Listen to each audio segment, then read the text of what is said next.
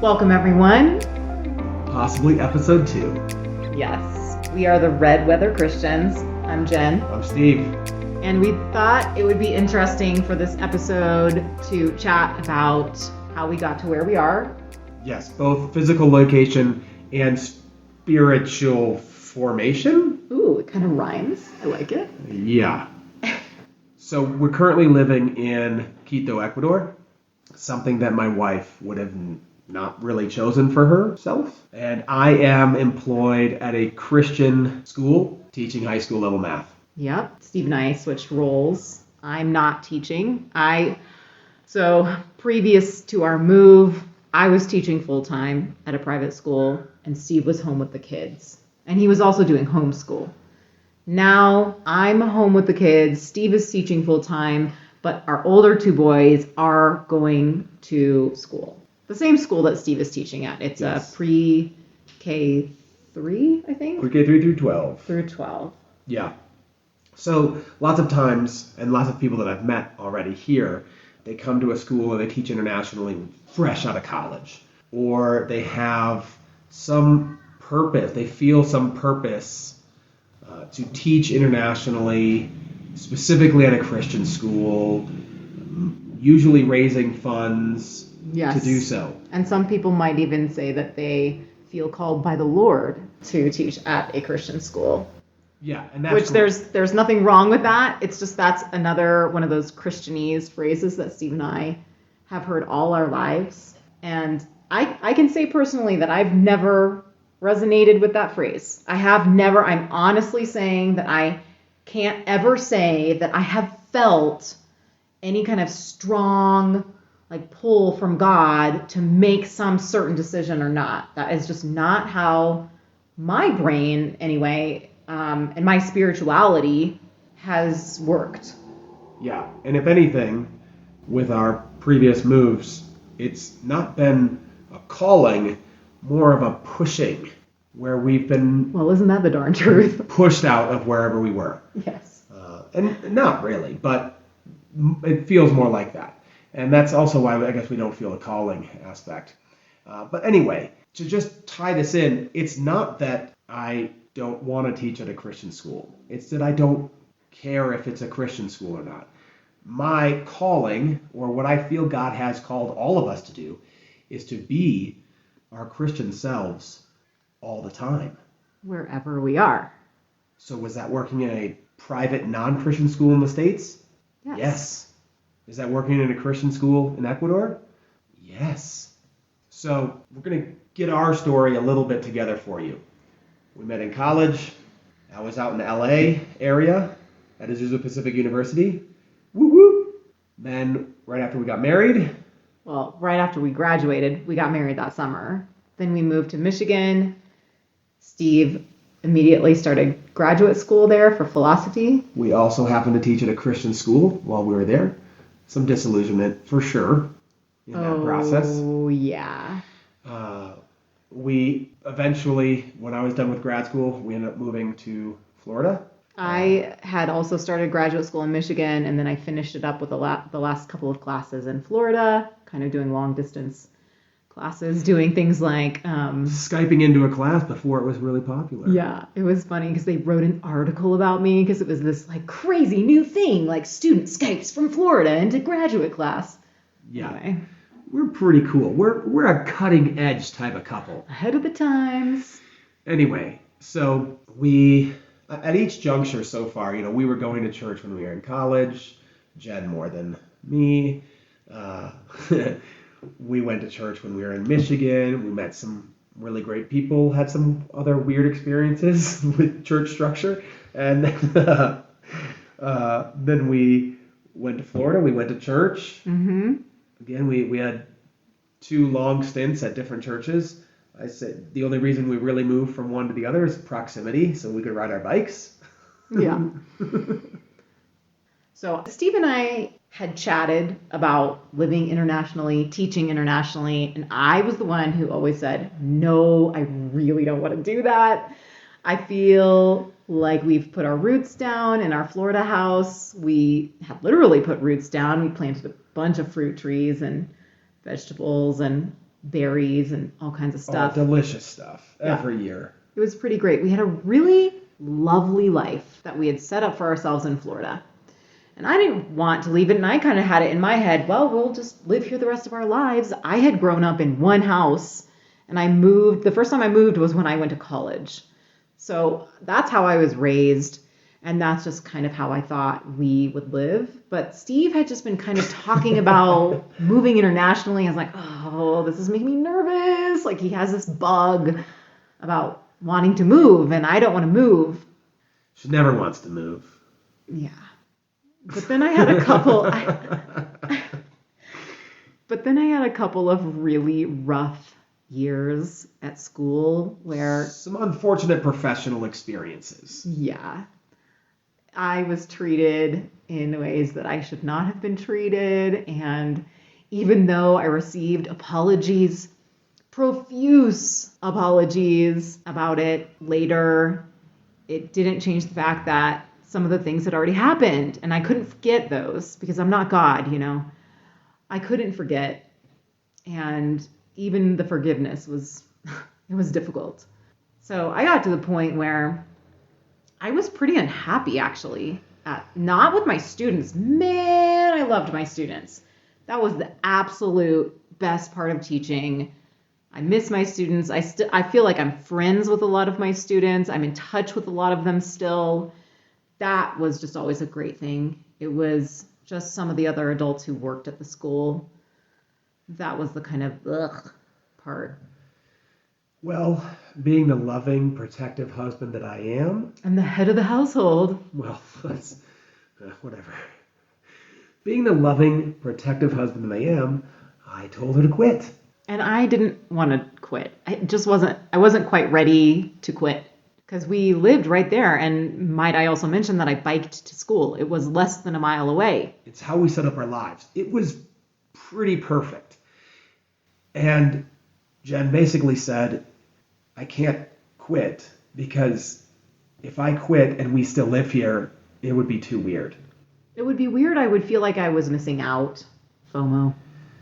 And that was a trigger for me that if she was to ever get out of teaching what had become a toxic situation, I needed us to be somewhere else. So one Friday night, I'd had a particularly rough week, and I was just exhausted. I was like, Steve, I am so tired. I'm heading to bed. It was 8:30. It was before 9 o'clock. It was about 8:30. It was crazy. That was not... The kids were in bed, which was kind of crazy because we didn't put them to bed that early either. So it was right after the kids went to bed, and she just gone. Yeah, so I headed to bed. I was just exhausted, and Steve stayed up, obviously, and then in the morning, so I rolled out of bed. I think Steve was already awake. I get my coffee, sit down on the couch. Steve's sitting on the chair across from me, and he says, so I applied to a school in Ecuador. And I reply with, okay. Yes. And that was a huge shift for me because previously I had been pretty against the idea of making an international move with 3 young kids. And so when my heart just uttered that reply of, okay, it just meant we're doing it. If he gets the job, we're doing it. Yeah, Steve had stayed up just doing research on international schools. And because Steve teaches math and because Steve is a man. There are lots of pros to what I do and who I am, not to toot my own horn. This is actually an advertisement for anyone who's looking for a job. Become a math teacher or a science teacher. Being male helps sometimes, but math and science, you can go anywhere. Yeah. English, not as much. Definitely not as much. No, definitely not. Female English teacher, wah wah. What's new? You're dime a dozen. It was the same thing when we were applying for private schools to move from Michigan to Florida. Like, I could get a job, but Jen could not. Right. So I found a school.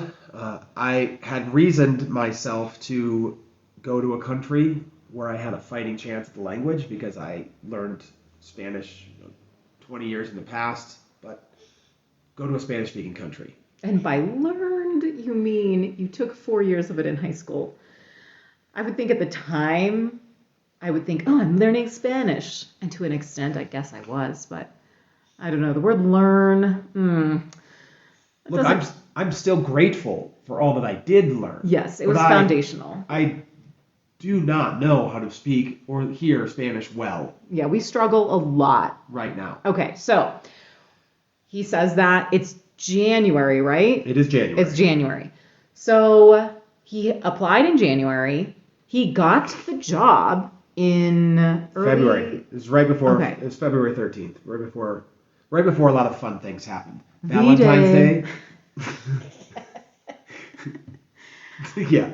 Okay. Yeah, we're going to have to edit that out. Okay. Anyway, the Drew and Ellie Holcomb concert was February 15th. Yes. That was so that was another big fun moment for us. Anyway. So then the next month, COVID hit, and we decided, you know what? We're still going to do it. We're going to move. Yep. So, yeah. Also, because the naivete of all of us at the beginning of COVID was that it'll be fine by August. It'll be over by the time we move there. Yeah. Well, that's what we thought in the beginning. And then, of course, as it progressed, it was like, ooh, boy, this sure is something. Yeah. And let us not digress too far down the COVID path. Yeah. So ultimately, this was Steve's way of providing an out for me. And it felt right to me. It felt good. It felt like the right direction to go. And so I told my school that, I was not going to be signing my contract for the next year because we were moving to Ecuador. And it was just so crazy. Everyone was like, what? So, I was able to leave on good terms with the school, which was something that was really important to me. I invested a lot of my life into that school, and I love that school. But it was just time for me to go. So I left on good terms, but I felt good about it that, we were ready for just a crazy adventure in life. Yes. And the thing is, I taught at that same school for 9 of the same 12 years that Jen taught there. And I left on good terms, even though I basically just didn't want to teach anymore. The school is probably an irrelevant aspect of it. I think it would have been any school had I been teaching long enough that I just wanted to leave. Yeah. Well, we also wanted Steve to stay home with the kids, while they still loved us. One of them be home. Right. One of us be home. And there were plenty of other financial motivations behind it. Anyway, that's another podcast. Yeah, for sure. So we are moving to Ecuador, and we are now in Ecuador. A lot of things were blurry in that July-August timeframe when we're getting out of Florida and getting into Ecuador. Yeah, selling all our stuff. Not all our stuff, but a lot of our stuff. Our cars, big things. We were going to sell our house, but then COVID and blah, blah, blah. So we ended up renting that out. But we sold a lot of our stuff. We sold our piano, and I cried when I saw the people come and pick it up and take it away. I mean, it was a big life change. But the beauty of it, and I've sold this to Jen a little bit, that we had optimized our lives so well in Florida. We can bike to our work, we can bike to our church, we can bike to our grocery stores. We've got lots of things that we really like. It's like going from a 98% A to a 99% A. There's not a lot of room for improvement. Mm-hmm. But when we dumped ourselves here in Ecuador, we don't speak the language. We don't know anybody here. We don't know anybody. We don't know the culture. We have to learn all over again, which makes us better, stronger humans. At least we think so. Yeah, that was definitely one of the hopes. And I completely agree. We were just at a point in life where we needed to make a change. And we needed to humble ourselves. We needed to be in a place where we were forced to learn. One of our shared philosophies in life is that we never want to stop learning. It's really, really important to us. Yeah, and as cliche as it sounds, it's a different thing to live it out. Because I hear a lot of people say those things. Yeah. And they're living in the same place for 40 years. And while you can still learn there, and you might vacation or take a trip somewhere, it is totally different. Yeah. When you just immerse yourself in a different culture. Yeah. And we have to learn how to eat Weird peanut butter that just things. isn't good. The peanut butter situation here is not ideal. I mean, I'm just going to go on the peanut butter right now. We're living here, and the only options sometimes are Jif or Peter Pan. And they're imported at ridiculously high fees. How much does the Jif? We just bought a Peter Pan. It only had crunchy selection. Crunchy's good, but you get more volume with the creamy. And it was $11. Oh, what? We really I should didn't just even know we that. should make our own peanut butter. I realize this, but Yeah. But even peanuts, they're just not really something people eat here.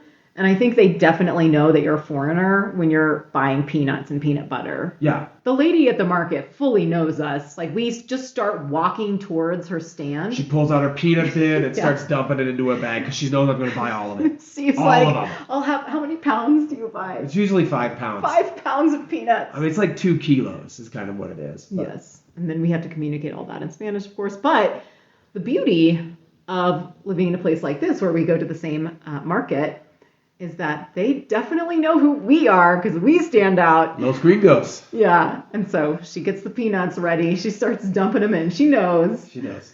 Yes. Anyway. So, yes, that philosophy of never wanting to stop learning, we feel is also going to take us to a different place, either when we move back to the States or we go somewhere else. Like, we're not going to just go back to Florida or Michigan where we've been. Mm-hmm. We want to learn. Yeah. We've already decided that we want to, whenever we move back to the States, which we do think we will do in a few years, we want to move somewhere we've never lived before. Yep. And just quickly, let's go back to the church that we were attending in Florida. We had already started talking about how, gosh, we just really don't feel like we're in line with this church at all. And if you listen to our first episode, you know that we understand we're never going to find a perfect church that is going to align with everything that we believe in. But it had gotten so out of line that we were starting to kind of chitter chatter about, like, what are we going to do? Like, we just don't feel right staying at this church. Yes, but let's keep in mind, while my wife may speak in hyperbole sometimes, we got along with a lot of the basic tenets of the Christian faith. We still have those. So our spiritual formation, it's like when we disagree on what we think are now more core issues to us, that's super alarming. But the reality is, our spiritual formation still leads us to believe that Jesus is the Son of God and he died for our sins. Yeah. Yeah. And I would say that we both have spiritual lives that, you know, we have active spiritual lives. We pray. Going to church isn't really a thing here still because of COVID, but. And kids. And kids. You can go if you're an adult, kind of, but the kids aren't as welcome. So it's hard. Yeah. But when churches fully resume, we'll find a church. We'll go to church. So we are Christians. Yes. We're red weather Christians. That's what we like to, and that's why we wanted to talk just a little bit about our formation, how we got here. Yes, we would consider ourselves Christians. There are probably some Christians out there who don't think we're Christians. Or Christian enough. Maybe like the one elder saying to me at that Bible study, "Oh, Jen, you're just struggling with your faith right now."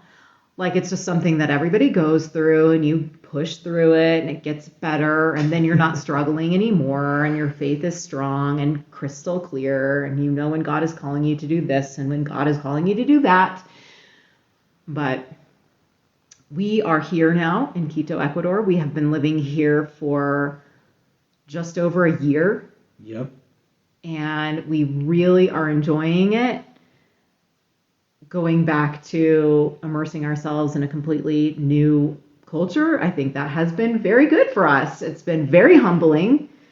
If you haven't picked up on this through listening to us, we both have tendencies to be prideful in our capabilities. So I think for both of us, it was very good to shake things up and put us in a place that was very humbling. Yeah. And if you were to look at my teen study Bible from high school, I knew this back then. I underlined most of the passages that said pride comes before a fall, or don't be prideful, or most anything like that. So I think, are we going to wrap it up? We just want to let you know a little bit about how we got here. How you might have gotten here is probably a link that Jen sent you. So, or you're just Steve's mom. Yeah. We love you. We're glad you're listening. Again, if you have thoughts or suggestions of what you'd like us to talk about, we are open to that. And we're not just talking to Steve's mom right there. Talking to anyone, all the twos of people listening to us. If you're wondering our individual journeys more spiritual, we'll dive into that if you want. This is more of our collective journey here to Quito. So that's it for episode 2. Thank you for hanging in there with us, coming along with us on our journey. Yes, we need a good tagline to just end these. We're Red Weather Christians. I'm Steve. And I'm Jen. Leave no doubt unturned. Until next time.